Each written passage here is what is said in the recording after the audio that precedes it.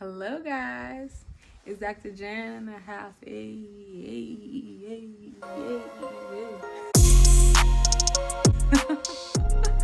All right, so some of you guys kind of wanted to know what my journey was like, kind of leading to this point. So I am a first-generation American. Both of my parents are from Ghana, which is in West Africa, and they moved here in the 80s. And you know, the foreign child plight, like your parents want you to be a lawyer, a doctor, an architect, a pharmacist, and those are kind of like your only options.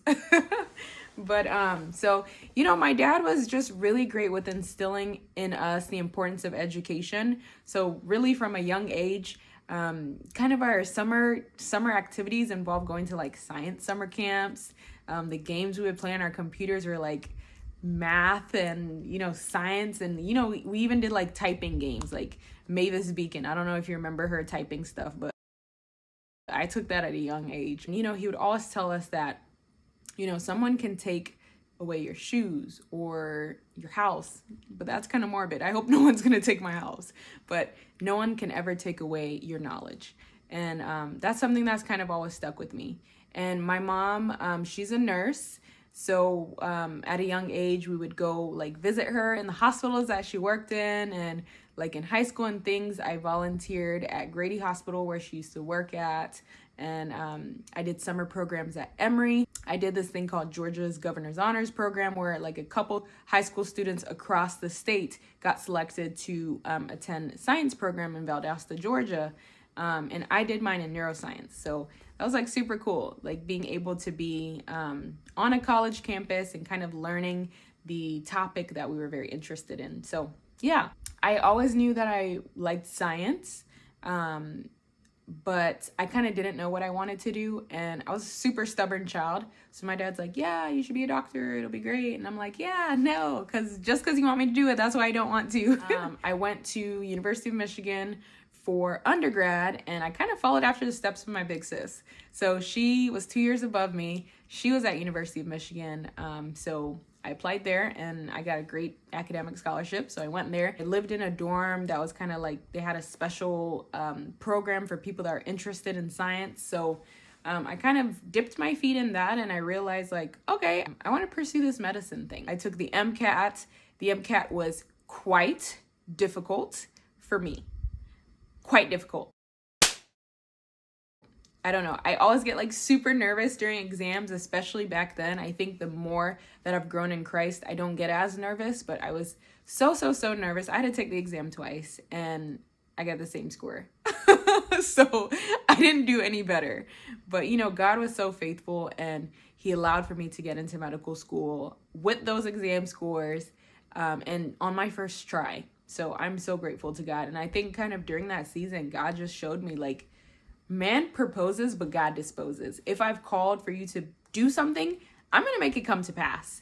Like, it doesn't matter what the figures look like. It doesn't matter what the numbers look like. If you trust and believe in me, I'm going to make it come to pass. So she got into Indiana University School of Medicine, and I did too at the same time. So we were both at the same med school. We were unfortunately at different campuses. So when I was in undergrad, I actually did a global health experience in Ghana. And while I was there, I realized how much I like cared about public health. And I realized that it's not a lack of like medical knowledge. Sometimes it's not even really medical equipment, but it's like the infrastructure of that nation, the infrastructure of that city, the business model for that hospital that causes people to die. And that's what I realized from the study that we're looking at.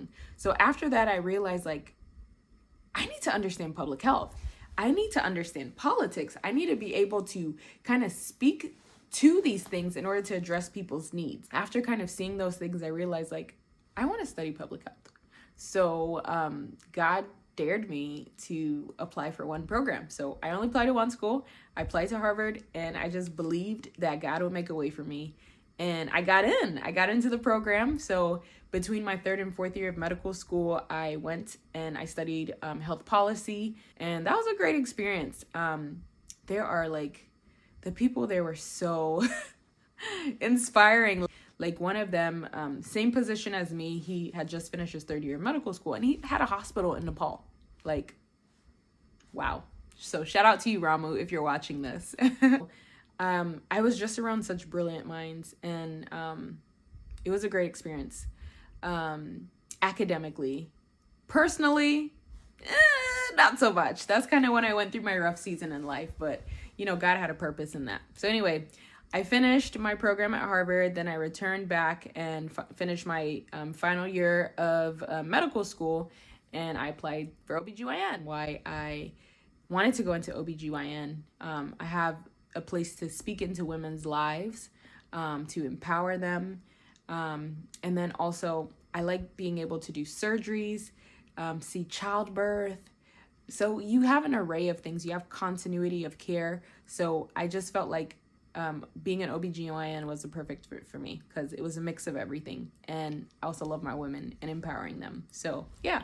So I got into residency, but I'm going into my final year. And after graduating, I will be doing kind of the array of everything. So surgeries, hysterectomies, vaginal deliveries, C-sections, office visits. So I'm super excited. And I'll let you guys know more on, how this job process goes and where I end up being. That's just a little bit about my backstory. And I hope you guys have a great night.